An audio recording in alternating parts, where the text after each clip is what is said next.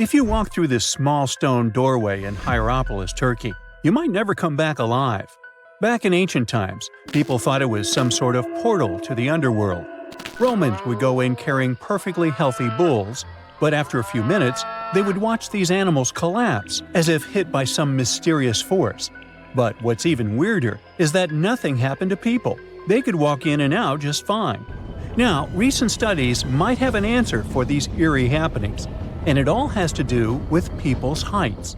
The gate, known as Plutonium, named after Pluto, the deity of the underworld, is a stone doorway leading to a small 32-square-foot cave. But the real danger is what is going on beneath it. Hierapolis is a super active geological area, and there's a big crack under the city that constantly emits volcanic carbon dioxide, which comes up as a visible mist. During the day, the sun dissipates the gas. At night, the gas forms some kind of a carbon dioxide lake on the sheltered arena floor. At dawn, you need to get out of there before it's too late.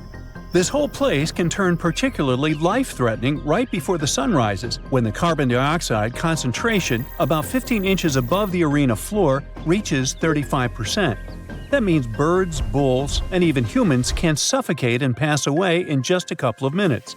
But there is a scientific reason that explains how Romans could get out of there unharmed.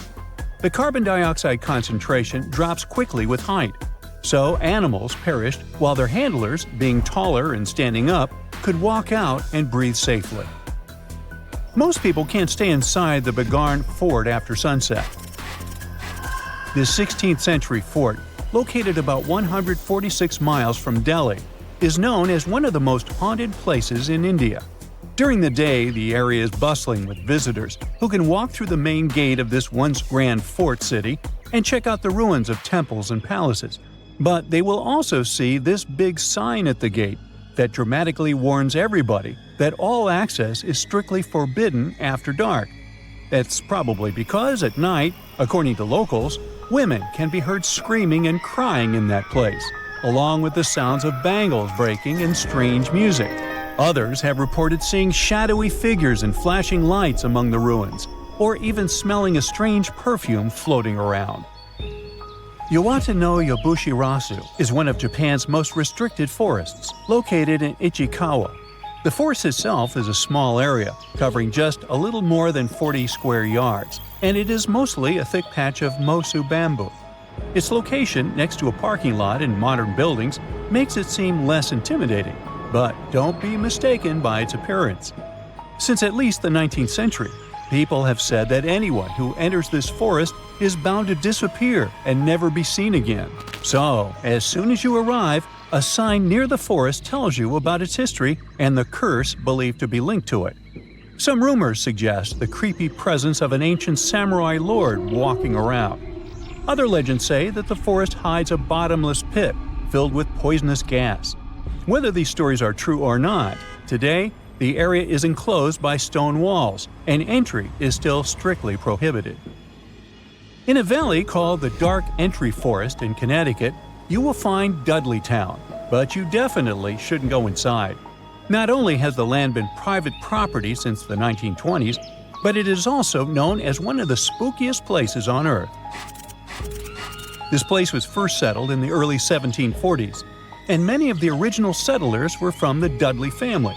That's why it's called Dudleytown. There's a local rumor that the town's founders were descended from Edmund Dudley, an English nobleman who lost his life for treason. The legend says this curse followed the Dudley family all the way across the Atlantic to America, and their misfortune is said to be responsible for crop failures, mental problems, and several tragic incidents in the village. Again, it is all just rumors, since historians haven't found any real evidence to support these claims. Still, the pitch-black surroundings and the eerie Blair Witch Project vibe going on in that place fueled ghost stories in the 1980s. This led to many cases of vandalism in the following decade, and because of that, the landowners closed the area to the public. This old abandoned building used to be the fancy palace of King Farouk's family, who was the penultimate king of Egypt back in 1936. After his family members passed away, the palace was turned into a morgue. Locals say that today, the whole place is super creepy and off-limits. Some people have reported seeing light bulbs flicker and shadows move around, making strange noises. Once, a group of kids allegedly went inside and totally freaked out when they found all the doors had suddenly disappeared, leaving them in complete darkness. They had no choice but to start screaming for help. This Hawaiian island has been off-limits to people for over a century. It's called Ni'ihau and is the smallest inhabited island in Hawaii, covering around 69.5 square miles. It has around 84 residents. The island doesn't have cell phone service, paved roads, or power lines, just solar panels for electricity. A single family has privately owned the island since 1864, when a Scottish farmer bought it for $10,000, which would be around $250,000 today. The island has stayed in the family, passing down to its descendants, the Robinsons. They have kept it private ever since, so access is highly restricted and basically by invitation only. The Erdstall tunnels are a network of about 2,000 mysterious underground passageways mainly found in Central Europe, especially in Austria and Bavaria. These tunnels are usually narrow and cramped, often just wide enough for one person to squeeze through at a time, and they are believed to date back to the Middle Ages, as far back as the 12th century. What's really puzzling about these tunnels is their purpose. Despite a lot of research, nobody really knows why they were built. There is a theory that they were used for storage, but since many of them are below the water line and occasionally get filled with water, that doesn't seem very practical. These tunnels have very light, almost claustrophobic sections and sudden drops, which doesn't seem practical for other straightforward uses like escape routes, hiding places, or even spiritual purposes. To make things even more mysterious, there is a complete lack of artifacts, which makes it even harder for researchers to figure out what these tunnels were really for. Since 2019, adventurous people can get arrested if they try to climb this rock. Uluru, also known as Ayers Rock, has been off-limits because it is now considered a sacred site for local communities. But the fact that it is also extremely dangerous probably played a big role in the decision to close it off to visitors. This rock is 1,142 feet high, which is about the height of an 80-story building. The climb to the summit can be very slippery, and high temperatures, which can hit 116 degrees Fahrenheit in the summer, have led to people passing away from dehydration and heat-related issues. Something even creepier happens at the top of the rock right after storms. When it rains, small tadpole-like crustaceans called shield shrimp hatch in temporary water holes and rock pools on top of Uluru. These extraterrestrial-looking creatures are about 3 inches long, and they spread their super-resilient eggs everywhere. When enough summer rain comes, they hatch and go wild, feeding on microorganisms and bacteria in the water. How these strange creatures end up in the fleeting pools on top of Uluru is still unclear, but the most likely explanation is that their eggs might travel there with the wind. Hey, check this out. Does this pebble look like a face to you? Especially with that red dot in the middle. If yes, you might be staring at the world's first emoji. It was uncovered in Spain and it's 43,000 years old. And that red spot was made by a Neanderthal with a finger. That means this isn't just a dot. It's the oldest fingerprint ever found. But was this really a nose on a grumpy face? And why is that important? Because it hints at something big. A mind seeing shapes, then choosing to add meaning. The palm-sized rock was discovered in a Paleolithic rock shelter tucked away under some light-colored chalky cliffs. It was pretty much a natural overhang where Neanderthals used to hang out. They called it home tens of thousands of years ago. As for the pebble, to me, the dot seems like a random ketchup stain from ages ago. But real archaeologists know better. The knee placement instantly caught their attention. After running tests, they determined that the stain wasn't natural. It seems intentional, not random. Their guess? Someone thousands of years ago may have dipped a fingertip into a mix of ochre pigment and water, then pressed it onto the stone, leaving a tiny prehistoric stamp. To put that theory to the test, they called forensic experts from Spain's national police. At first, the specialists were pretty doubtful. After all, this was the ultimate definition of a cold case. But with multispectral imaging, which lets scientists study surfaces under different wavelengths of light, something amazing popped up: clear fingerprint ridges. The print's rounded form showed it came from the tip of a finger. Comparing it with fingerprint databases, the evidence pointed to one likely candidate: an adult male, not a woman or a child. Finding any fingerprint this old is insanely rare. Pigments usually fade, rocks erode, and time wipes away delicate details like ridges. When it comes to fingerprints, the unique patterns actually form before you're even born. During pregnancy, they never change. You might wonder, could a clever criminal damage their skin to erase their fingerprints and fool the cops? Turns out that's basically impossible. Fingerprints aren't just on the surface. They form deep in the skin, in a layer called the dermis. Even if you burn, cut, or scar the outer layer, the patterns underneath usually stay the same and even heal back. Scars might distort the print a little, but that won't help. Ironically, those scars often become a new kind of fingerprint, unique to the person. With today's forensic tools, even a partial print is enough, not to mention the DNA. Yes, fingerprints are just patterns, but they usually come with sweat, skin cells, or oils that may contain DNA. Here's another cool fact. Koalas also have unique fingerprints just like we do. Under a microscope, even experts sometimes struggle to tell them apart from human prints. Scientists think these ridges help koalas grip branches and pick leaves with precision. The bottom line, fingerprints are basically nature's unhackable signature. It's something humans, Neanderthals, and apparently even koalas have been leaving behind for tens of thousands of years. If it's been a while since your biology classes, here are some clarifications. Neanderthals weren't our direct ancestors, they're more like our long-lost cousins.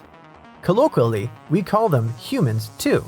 But for scientists, Neanderthals and modern humans were different species within the same genus.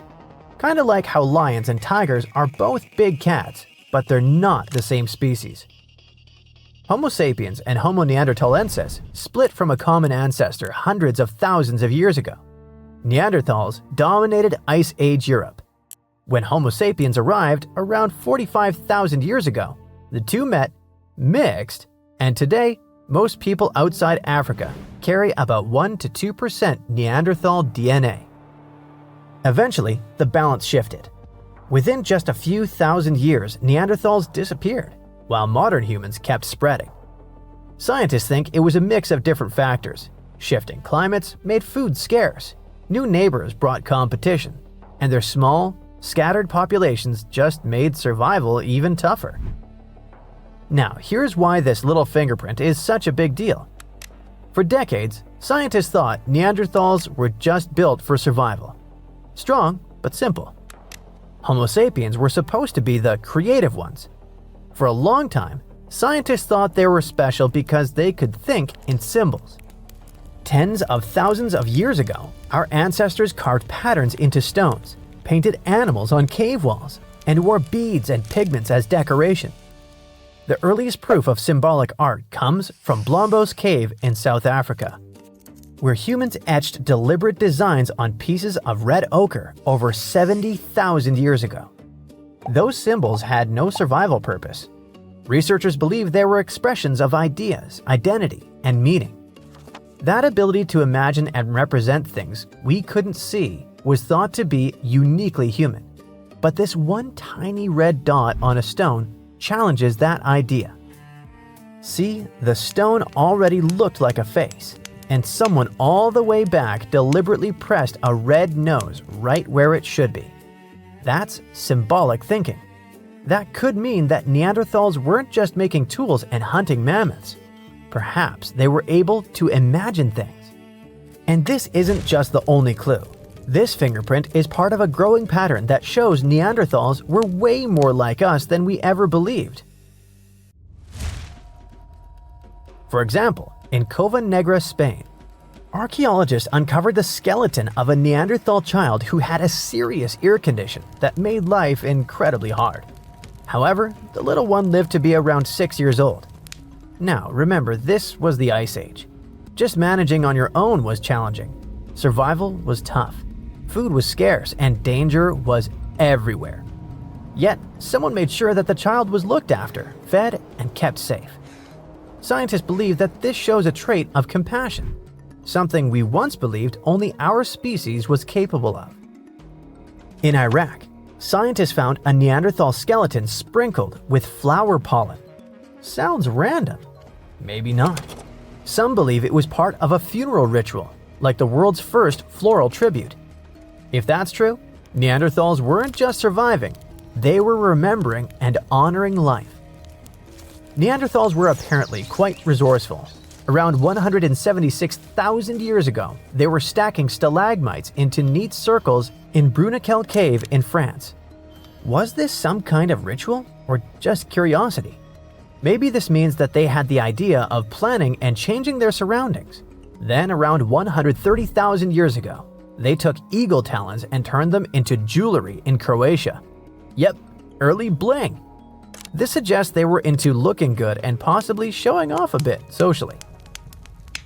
There were no sewing machines back then, but Neanderthals had stone scrapers and even bone needles.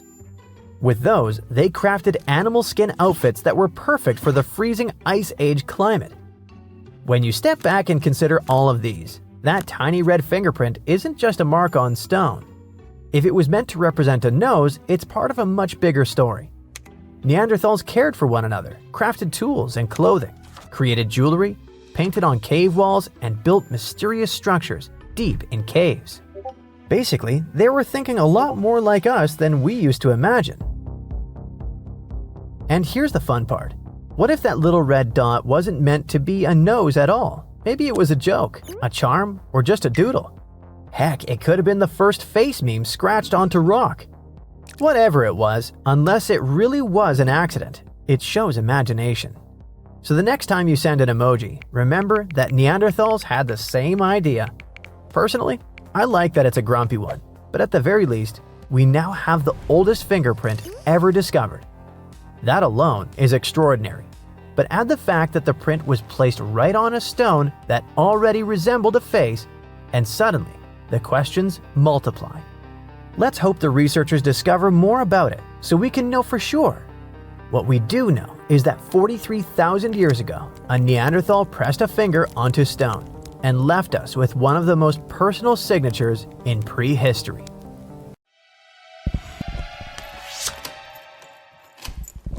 In Colombia, people saw a small round object floating in the sky which then fell to the ground. They recorded it on video and picked it up. It turned out to be a strange round metal sphere.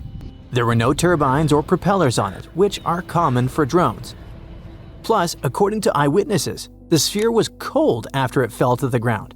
It weighs only 4.5 pounds, which is twice as light as a bowling ball. But the most interesting thing is what was written on it. Unknown symbols resembling the runes and writings of ancient civilizations, like those from Mesopotamia. With the help of AI, a researcher managed to decipher the mysterious inscription, and this is what it read. The origin of birth through union and energy in the cycle of transformation, meeting point of unity, expansion, and consciousness, individual consciousness. What? It sounds too philosophical and fanatical, but what do you think? Okay, the inscription is more or less clear, but what about the composition of the sphere? What is its origin? Its design differs from standard production methods since it has no welding seams and joints. Using X-rays, scientists saw the interior of the sphere. It turned out that the sphere consisted of 3 layers and had 9 to 18 microspheres inside, depending on different sources. All of them were located around the core. Obviously, many people started to claim that this was some kind of unknown technology from another planet. How it floated and why it turned out to be cold is unknown, but let's be honest. If it was really some unknown mysterious object from space, then the whole world would already be talking about it. The sphere looks like an art object or something like that. And all these tricks with hovering as well as the encrypted message seem to be part of some kind of performance. Most internet users have the same opinion, by the way. What do you think is the point of this project? Perhaps the artist wanted to show how easy it was to make people believe in extraordinary things. Or if you read the deciphered words attentively, it looks like a philosophical message encouraging us to stop ruining the planet and claiming that progress and nature must unite. But how did it fly? Perhaps the artist or someone else drew a flying sphere on a computer and added it to the recorded video and then threw it on the ground. To be honest, the sphere from Colombia is not very surprising, unlike these small spheres that were found in a 3-billion-year-old rock. It happened in South Africa in the 80s. Mysterious spheres similar to tiny cricket balls are called Klerksdorp spheres. They have a smooth surface and tiny lines running through the center. They look like they were created by some ancient cave human, but the only catch is that 3 billion years ago, there were no humans. There weren't even any dinosaurs. So who or what created these things? Many pseudoscientists say that the spheres were created by extraterrestrial civilizations. An employee of the museum where they were kept even said the spheres spun on their own. How was it possible? A thorough analysis revealed the truth. The answer was simple. The creator of the spheres is nature. These things are called concretions and are found in various places around the world. The small balls are made up of various minerals and rocks. But how does nature create them? There's a small grain of sand inside the stone. For millions and billions of years, water with minerals envelops this grain in layers, and thus, a small ball is formed. And these lines on the sphere are the traces of the stone inside which this sphere grew. But how did they roll in the museum? Very simple. Round objects can roll with the slightest push. Not far from the place where the museum is located, people mined gold. It probably caused small earthquakes, and the shaking of the ground made the spheres move. So, nothing strange here. But if these little spheres were moving and making weird loud noises, it would be pretty creepy. Fortunately, there was no such thing in the museum. But something similar happened in Jacksonville. A large metal sphere the size of a bowling ball became perhaps the most famous sphere in the world after the Betts family found it at the Fort George Island Forest in 1974. Jerry, Antoine, and their 21-year-old son Terry were walking in the woods around their private property when Terry found a mysterious metal ball. He thought it was a beautiful souvenir, so he took it with him. The strange artifact stayed in the house like a trinket. No one paid any attention to it until Terry started playing guitar. At that moment, the sphere rolled on its own. Or not. You'll find out later. It changed direction and stopped, then vibrated and made a high-pitched sound that made dogs whine and cover their ears. All the family members immediately realized that this was something bizarre. One of the first people the Betts family told about the sphere was a radio host who loved mysterious stories. It's worth noting that in the 70s, the topic of extraterrestrial civilizations was very popular. Therefore, Betts' sphere became a superstar very quickly. The radio host confirmed that the sphere was behaving quite strangely. Then, another person did it. After that, the family started inviting journalists to the house. Stories about the Betts sphere spread throughout Jacksonville, and very soon across the country. Newspapers wrote about the extraterrestrial origin of the sphere. Journalists interviewed the members of the Betts family. People seem to be going crazy because of this story. Of course, the news about the mysterious artifact reached the country's authorities. The US Navy decided to take a look at the Betts sphere to make sure it wasn't their technology. But what if it was some kind of secret development that fell out of a plane and ended up in the hands of civilians? Fortunately for the Navy, this theory turned out to be false. They analyzed the sphere and found out that it was made of stainless steel, but they couldn't figure out who its creator was. But they knew for sure that the sphere had been made on Earth. A tiny triangular chip on the surface caused the ball to roll on the floor in different directions. In such a perfectly balanced object, even a tiny flaw could make the ball move in a strange way. Also, the construction of the house was uneven. Any light touch caused the sphere to move and change direction. The US Navy soon revealed the origin of this mysterious object. It was a large ball bearing that was used as a ball check valve in the pipeline system of a chemical plant. Sometime later, news broke that another similar sphere had been found. It turned out to be part of a valve used in a paper mill. Over time, other details turned up. An artist from New Mexico collected various kinds of scrap metal to use in creating sculptures. He told reporters that he had once loaded a ball check valve onto the roof of his bus and drove through the Jacksonville area in 1971. A few balls fell out. Perhaps one of them rolled off into the woods where the Betts family found it. That's the whole story. No magic or extraterrestrial technology. But despite all these investigations, the Betts sphere still remained famous. People called the family 24 hours a day. Journalists came to their private property to see the sphere. Of course, the family was tired of such popularity. Telling reporters the same things about this sphere over and over again was not the most fun activity. At some point, the members of the family stopped discussing it. In an interview, Jerry Betts said that all this popularity had suppressed the family. They were no longer engaged in investigations related to the spheres, so the exact origin of this thing was not proven. But as you've already heard, the theories seem to be quite true.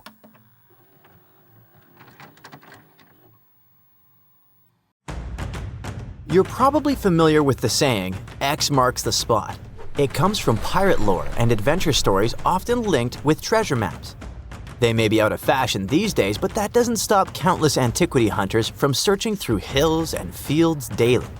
One such enthusiast didn't have a map with a giant X on it, but when his metal detector beeped on a sunny day in April 2025, he uncovered one of the largest buried coin hoards ever recorded. So, what kind of treasure are we talking about here, and what makes it so unique? The discovery was made by Romanian hobbyist Marius Manghia, who says he just wanted an excuse to get some exercise and fresh air. During one of those walks with his metal detector in a location 30 miles southwest of Bucharest, the device picked up a signal. As he began to dig, he found a handful of silver coins just beneath the surface. Though oxidized, they seemed remarkably well preserved. Oxidation happens when metal reacts with air or moisture over time, causing it to change color, darken, or develop a crusty surface. Just like a sliced apple darkens when exposed to air if left out too long. The pile of coins grew quickly.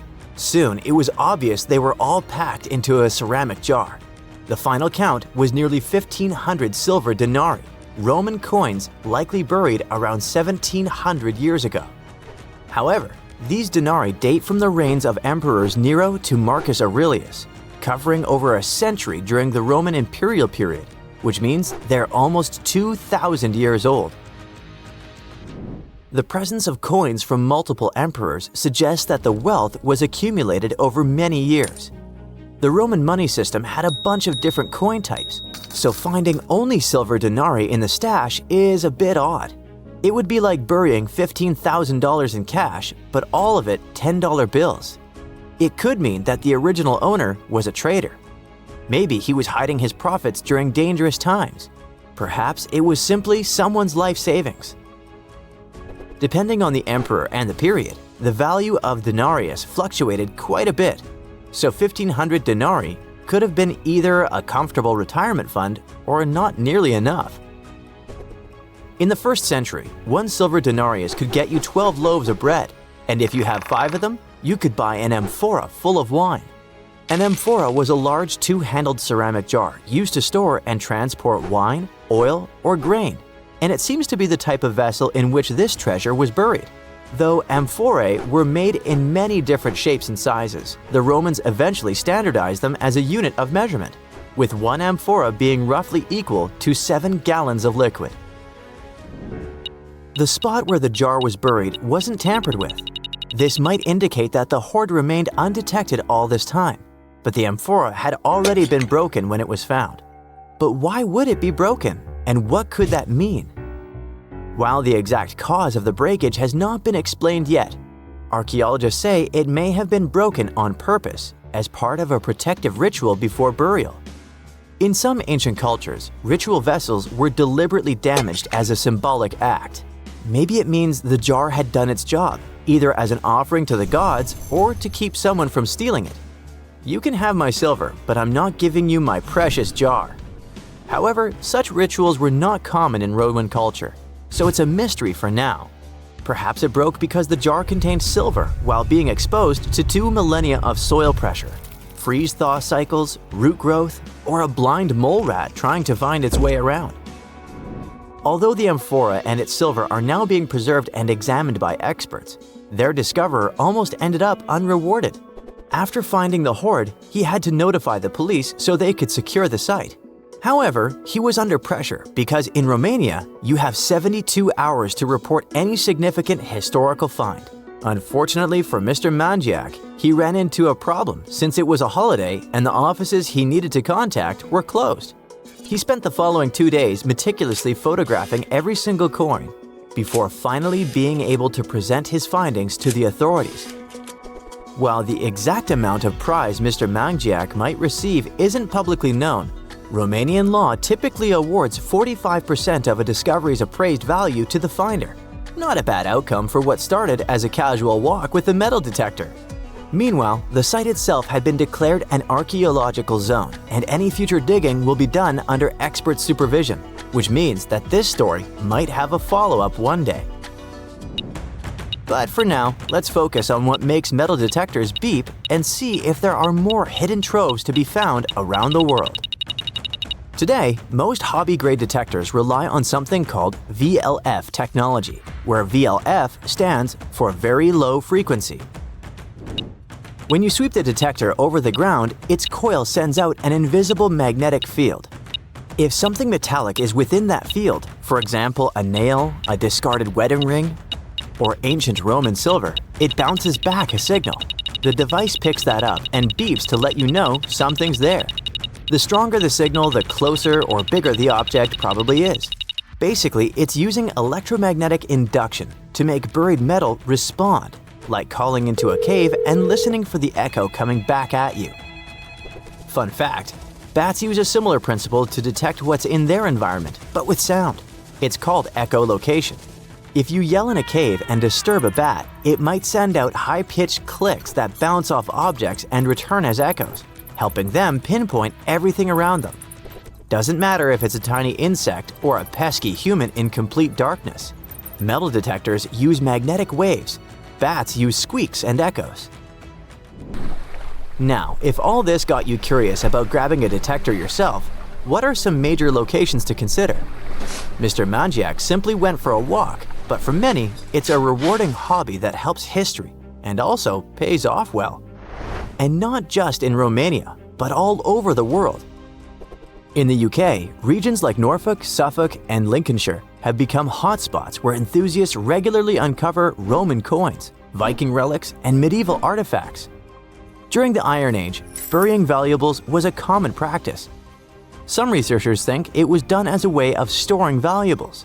Others think it was part of a ritual. But either way, many of those hoards could still be there. France also has plenty of stuff hidden beneath the ground, including ancient Roman and Gallic treasures. In the Netherlands, someone recently uncovered a fragment of an extremely rare Viking sword. Scotland is no exception either, and findings like Peebles' hoard give additional insights into the Bronze Age. If you don't feel like venturing alone, there are organized metal detecting tours available in various countries, offering guided access to historically rich sites. That's if you're planning to search for lost relics. But what if you want to bury your own treasure chest and hide it from a metal detector? How far do you need to dig? Most hobby-grade detectors can spot a large object close to 3 feet deep. Smaller stuff like coins, just 6 to 8 inches. We also have to take into consideration that wet ground can actually boost detection. It helps signals travel better and makes buried metal easier to spot. On the other hand, Professional, expensive detectors that use advanced technology can detect large metallic targets at depths of almost 100 feet, especially on a rainy day.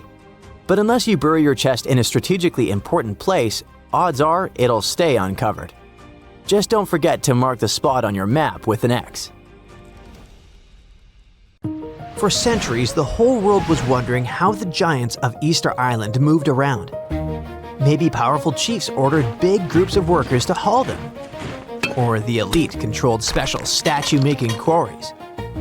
But now we finally know the people of Rapa Nui didn't drag their moai statues into place like lifeless logs. They made them walk. Scientists looked at nearly 1,000 moai, checked their shapes, proportions, wear patterns, and the gentle forward lean and curved base that many statues have. And then it struck them. Those details weren't accidents, but engineering. The forward lean shifts the center of gravity, and the curved base lets the statue pivot like a pendulum.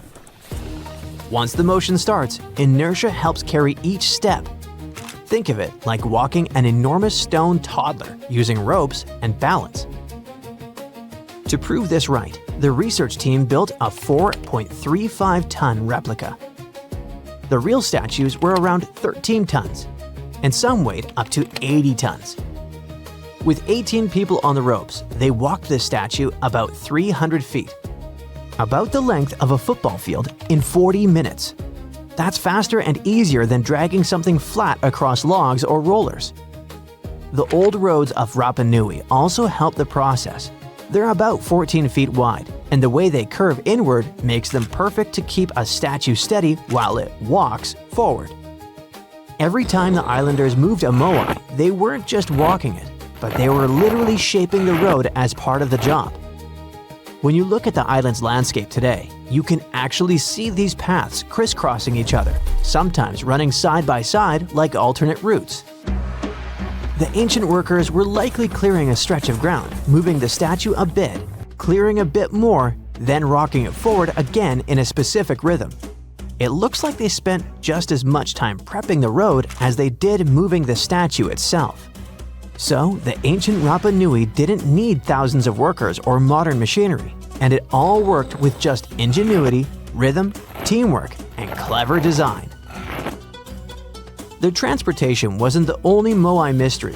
People knew the statues were meant to honor important chiefs, but no one could explain why the ancient islanders picked those exact spots for them.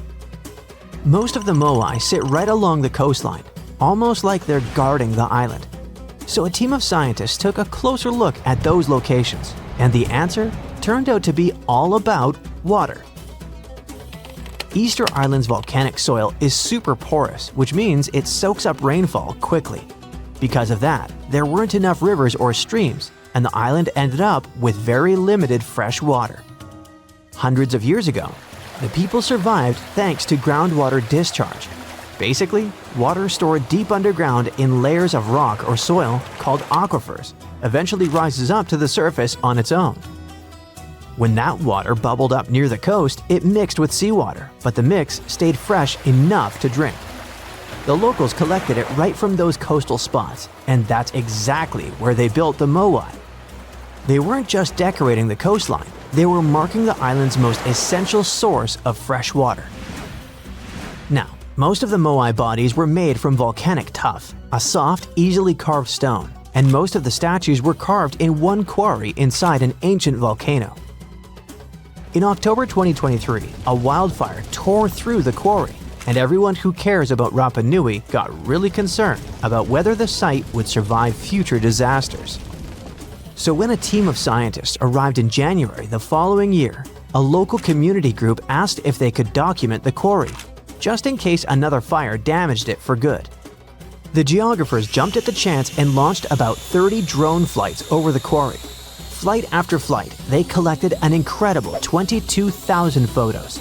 After that, they spent months running those images through computer software that stitched every piece together into a single, hyper-detailed 3D model.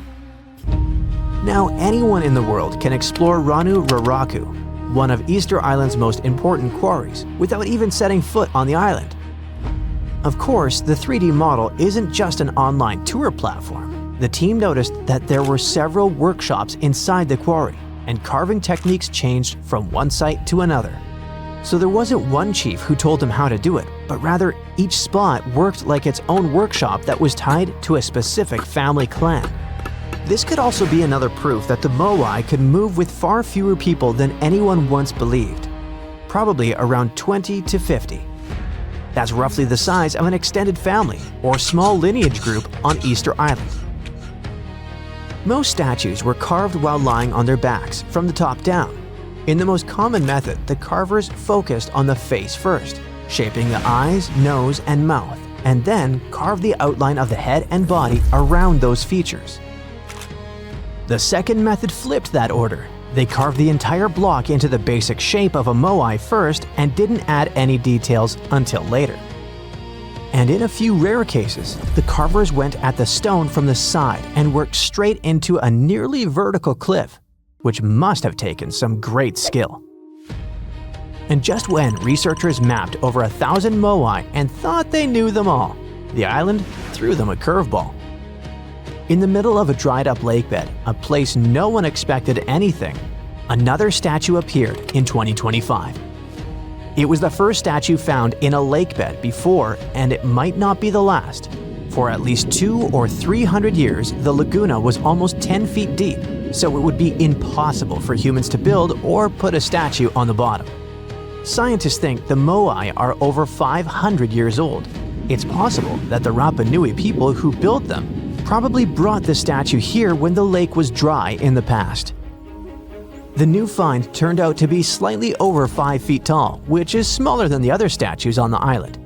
As the region continues to dry out, the lakebed has started revealing what it's been hiding for who knows how long.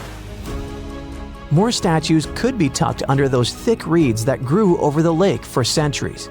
Now that the water has receded, scientists might be able to use ground-sensing tools to detect what's buried beneath the surface. While researchers keep studying the statues and solving their mysteries, nature is playing against them. A new study shows that by 2080, seasonal waves could push far enough inland to hit some of Easter Island's massive moai statues. These stone giants have stood through everything: harsh sun, relentless wind, pounding rain, lichen slowly creeping across their surfaces, and even wildfires. But rising sea levels already threaten the island's coast, and the moai now face a danger bigger than anything they've endured before. Researchers built a super detailed digital model, a digital twin of a bay on the island's southeast coast. They ran a bunch of simulations to see how different sea level rise scenarios would change the way waves move through the bay. The results of these simulations showed that waves could start reaching the site's 15 moai by 2080, and then of the most recognizable and photographed statues on the island could end up flooded. This spot sits on a big ceremonial platform and draws more visitors than almost any other moai spot on Rapa Nui. And the danger doesn't stop there. Dozens of other important cultural features nearby are also in danger. Ancient dwellings, petroglyphs carved into stone, burial sites, old rock gardens. Basically, the entire physical memory of Rapa Nui's cultural history. If the island doesn't manage these risks, it could even lose its UNESCO World Heritage status. Now that researchers understand the threat more clearly, they want to use this knowledge to help protect the island. Scientists hope to collaborate closely with local communities to safeguard Rapa Nui's cultural heritage for future generations. We're in the Caribbean, and these are the Taino people. Scientists have long believed that they were the first inhabitants of the Greater Antilles, and those people were roaming the Isles long before Columbus discovered this place. However, a recent discovery showed that there were some other peoples living there. These guys are called the Archaic people, and they are now known for being good at using stone tools. They've used a whole bunch of polished tools, such as hammers, axes, and whatsoever. We still haven't found out how they managed to invent and produce all those tools without special equipment. Scientists are now looking for a sort of necropolis, or a similar archaeological site, to find out more about these people. Another curious settlement was found a couple of years ago, not far away from Florida. This one is pre-Columbian too, but it seems that the dwellers there were more into fashion than crafting using stone tools. The scientists discovered a complex of 37 oyster shell rings. There were many households with these rings, and the locals would produce beads from the shells of marine creatures. By the way, long ago, beads weren't intended only for fashion, but they were also an important social instrument. People would sew them on their clothes to manifest their power or wealth. Sometimes archaeologists manage to discover whole cities. This is exactly what Eleni Korka, an archaeologist from Greece, did. She found the lost city of Tania back in 2018. It wasn't a lucky coincidence. The whole search took as much as 34 years. By the way, Tania was even considered a mythical city. The city of Tania was a Trojan-founded city, and the ancient texts claimed it was incredibly wealthy. Well, seems like the texts were true. The archaeologists found around 200 coins on the site. Some jewelry was found there too. For instance, there was an iron ring with a seal. They also found a gold coin that was supposedly used to pay for a journey to the afterlife. Yeah, back then, people believed that it existed, and they needed to pay for a ticket to get there. The discovered clay, stones, and marble floors help us imagine what their dwellings looked like. And the archaeologists also found some vases there. One of the earliest examples of human-made art is located in the cave of Altamira in northern Spain. The paintings in a Paleolithic cave are so special because they're not monochrome, but have several colors combined. Still, these earliest masterpieces were hidden for a long time. They were only discovered in 1868, and today, this cave is a UNESCO World Heritage Site. Despite how old these paintings are, they're well preserved because they've been well isolated for all this time. Since the gallery was located deep in a cave, it was almost impossible for external climatic influences to ruin these prehistoric masterpieces. We are now in England, 2009. Meet Terry Herbert, a member of the Blockwitch Research and Metal Detecting Club. One day, he was casually inspecting plowed farmland in Staffordshire with a metal detector. I guess he must have wanted to find something special, but I bet he didn't expect to find what he actually stumbled upon. He discovered something that scientists later called the largest hoard of Anglo-Saxon gold and silver metalwork ever found. There's a list of items discovered, but if I start reading it to you, it's going to take me a really long time. To make a long story short, the archaeologists found 11 pounds of gold, 3 pounds of silver, and about 3,500 pieces of jewelry. No wonder this discovery is called the Staffordshire Hoard. The Birmingham Museum and the Art Gallery and Potteries Museum chipped in and bought the entire collection for over £3 million. Messages in a bottle are a famous cultural phenomenon we often see in movies, but it turns out this method of preserving letters is quite efficient. This is proven by the Dead Sea Scrolls. Back in the 1940s, Bedouin shepherds discovered 7 scrolls contained in clay jars in a cave. These scrolls were determined to be around 2,000 years old. But these manuscripts were only the beginning of a number of great discoveries. The Bedouins sold these manuscripts, but people continued finding more. The last discovery took place in 2021, and who knows, maybe there's more to find. Another piece of art recently found in a cave was a painted shell. This fossil was discovered in northern Italy, and scientists believe such fossils were collected by Neanderthals. This find is curious for a reason. Neanderthals are believed to have been quite primitive, but this shell proves the opposite. Back in 2004, Robert Muckle, an archaeology professor, heard about a peculiar site hidden in the forest of the North Shore Mountains of British Columbia. Robert knew that a few old cans and a saw blade had been found there. This place was believed to be a sort of logging camp, but a thorough excavation that took 14 years to complete revealed something different. Turns out, it wasn't a logging camp, but a long-lost Japanese settlement. The archaeologists found around 1,000 items, such as white and blue rice bowls, teapots, pocket watches, sake bottles, and buttons. The ceramics weren't that well preserved, so they only discovered hundreds of fragments. In one of his interviews, Robert mentioned that they also found remnants of a bathhouse. The community that lived there was pretty small, since there were only about 14 houses found. The scientists believe that they must have lived there in secret. People have changed their preferences over the centuries. Fashion has certainly changed, and our houses too, not to mention our technologies. But there's one thing for sure that's been unchanged: our love for food. Scientists managed to discover some of the oldest examples of people's favorite food. They inspected some ancient pottery and managed to find traces of best-loved food dating back to around 2000 BCE. It all happened in Sicily. And guess what that food was? No, it wasn't pizza or pasta, but olive oil. And there's more. Researchers from Egypt discovered some lumpy substance in some ancient pottery, which turned out to be cheese. It dates back to the 13th century BCE.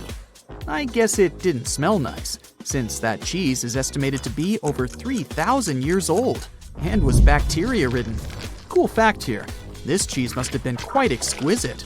After studying it, scientists came to the conclusion that it was cooked with a variety of milks. They claim ancient people used a mixture of cow's milk and sheep or goat's milk. You probably thought, hey, you mentioned olive oil and cheese, but what about bread? Sure, bread is inseparable from almost any culture, and different people have had their own type of bread. And there's scientific proof that bread was one of the first dishes people learned how to cook. A group of archaeologists found some bread that was over 14,000 years old. 14,400 years old to be precise. What's weird is that people back then weren't familiar with agriculture. They were hunters. And technically, this old bread predates the age of agriculture by 4,000 years. Yeah, there's still much to learn about the ancient world. Here comes not the sun and the Beatles song, but here comes the bonus fact. And right, it's about the Beatles. Yeah, I know, they're not exactly new. The band was formed in 1960. But not all of our facts have to be thousands of years old to be cool. Back in 1966, the Beatles did a live performance of their song Paperback Writer on the TV program Top of the Pops. The BBC somehow didn't record the performance, and all the fans were sure it was lost. Nope. Turns out that David Chandler, a fan of the Beatles, recorded the show with his personal camera. It was long forgotten and stored in the attic for many years. The recording was rediscovered in 2019. I guess that's a pretty cool find. When you think of an epic desert scene with blazing sun, endless dunes, and those magical little oases, you probably picture the legendary Sahara, right? But what if I tell you that 11,000 years ago, this vast expanse of hot sand looked totally different than it does today? Yeah, I don't know, I wasn't around then. But I'm told that back then, what we now call a desert was a lush paradise, brimming with lakes, rivers, grassy plains, and even woodsy forests. So, where did all this water go? There are many stories about the distant past of our planet when deserts were covered with jungles and forests. And then something happened, like changing climates or colossal earthquakes, and it all turned green lands into dunes. But how about a theory that Sahara became a desert because of humans and goats? The Sahara has seen its fair share of wet and dry drama throughout the ages, mostly thanks to little shifts in Earth's orbital tilt, causing variations in how much solar radiation hits the atmosphere. There were even times called the African humid periods, when the rain would pour in and transform the dry landscape into a bright green haven. But between 8,000 and 4,500 years ago, something really funky happened to this region. Certain areas went from humid to dry, way too fast to explain it by just orbital changes. In the blink of an eye, the lush Sahara turned into the Sahara we know today. Now, if you ask scientists why it happened, they will tell you, oh, it's just poor parameterization of the data. Bet you didn't get it, did you? What? Well, right, let me translate it from scientific to common human. It means they really don't know the answer themselves, and they got a bunch of missing puzzle pieces. But as scientists sifted through ancient dirt and pollen samples, they spotted a quirky trend. Wherever there were pastoralists, also known as humans with their domesticated animals, the plant life seemed to shift. It was as if every time humans and their furry friends meandered through the greenery, they turned it into scrub and desert right behind them. Oops. Yep, chances are that by overgrazing, humans were sapping moisture out of the atmosphere, since plants give off moisture, which helps make clouds and making things even sunnier, leading to a quicker end of the humid vibes. Plus, our ancestors may have been getting a little too cozy with fire for land management, further speeding up the desert takeover. Anyway, scientists are sure that this lush Sahara would have turned back into desert eventually, even if humans hadn't shown up, thanks to Earth's natural rhythms. So there's no need to pin this abrupt change solely on humans. It could simply be about nature getting feedback from vegetation and dust cycles. It's difficult to determine what caused these changes, as it's all interconnected. During the last humid period, the Sahara was filled with hunter-gatherers. As things got a little drier, they started herding animals for food. The weather pushed people to herd cattle. It's also possible that grazing sped up the landscape degradation. So, which came first, the chicken or the egg? Or in this case, the human or the cow? It's tough to tell with the evidence we have now. Now today, it's safe to say that water is no longer that big of a problem in the Sahara, even though it's a huge desert and the times of lush forests there are long gone. But technology's got us covered. For example, the Nubian Sandstone Aquifer System, the biggest underground water stash on the planet. It's nestled beneath the Sahara Desert's eastern edge and stretches across 4 northeastern African countries – Sudan, Chad, Libya, and Egypt, covering a whopping 770,000 square miles and holding around 36,000 square miles of groundwater. Just look at the pipes transported when it was being built. It's the world's largest irrigation project. No wonder it's feasible to thrive in the Sahara today. But imagine thriving in the Sahara Desert with just one water source. Sounds like a tough gig, right? But the ancient Garamantes did just that, surviving and even thriving for nearly 1,000 years without monsoons or rivers flowing to their desert paradise. These clever folks were the trendsetters of urban life in the sands, and even the Romans couldn't help but notice their genius. While many thought they were just desert-dwelling savages, the Garamantes were busy building an empire in one of the toughest climates on Earth. But how did they do that? Well, they got crafty and dug a whole bunch of underground tunnels to tap into a massive sandstone aquifer. They were literally squeezing every drop of life from under the dunes. But recently, research showed that the Garamantes weren't just hardworking, they were pretty lucky too. The Garamantes had an underground aquifer that brought water up to a hill where they built over 500 fagaras, which are irrigation systems, some stretching as long as 2.5 miles. It was like sipping water through a straw, which let them irrigate their crops for nearly a century, especially since even a little rain would help recharge the system. But eventually, due to rain insufficiency, the aquifer ran low, and reaching it again would have meant digging more tunnels and relying on more people. That's a tough problem, considering these people were in the middle of food and water shortages. Guess I don't need to tell you what happened to the Garamantes, do I? The fall of the Garamantian culture might be linked to several factors. It may have been due to climate changes, or they may have simply used their water resources too much. Back in the day, the Sahara Desert was actually fertile agricultural land, thanks in part to the cool irrigation system the Garamantians created. But since fossil water isn't something you can replenish over time, the groundwater levels dropped pretty low. This likely played a big role in the kingdom's decline by the late 7th century CE. That sounds like someone who hit a lottery jackpot, used up all the money, and went back to their original not-so-cool job once the bank account got fully drained. Oh, by the way, even if the Garamantes left some secret wisdom messages for us, the chances are we'll never get what they wanted to tell us. Nobody really knows what language they used, and their texts are nearly indecipherable to us today. But let's go back to the Green Sahara. So it transformed into a desert about 4,500 years ago. But today, we can understand how people lived in those times in the Sahara thanks to natural parks in Africa that have the ultimate outdoor art gallery. There are well over 15,000 ancient paintings and carvings depicting everyday life from around 11,000 years ago. However, if the carvings aren't enough for you and you feel like visiting an actual green desert, all you have to do is book a flight to California. One of the most beautiful phenomenon in the world, the super bloom, takes place here. Look at all these colors: orange, green, pink. It's a miracle. Wildflowers bloom right in the middle of a hot desert after several years of rainfall in dry places. It's such a bright and colorful landscape that super blooms can be seen from space.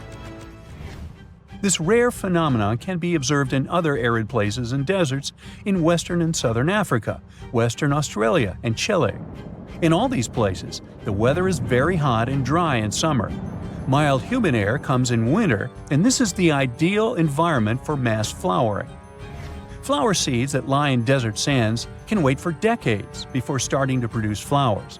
When the hot sun destroys all the weeds and grass, and the rainfall becomes enough to moisten the soil, the seeds are kind of like, well, okay, now it's our turn to play a big game. And then hundreds of thousands of tourists come to take photos and post these beautiful pictures on social media. And this, unfortunately, is one of the main dangers for flowers. Therefore, if you find yourself in a place like this, don't pick the flowers and don't trample on them. Stay on the path, don't litter. Take only pictures and leave only footprints. You get it? Good.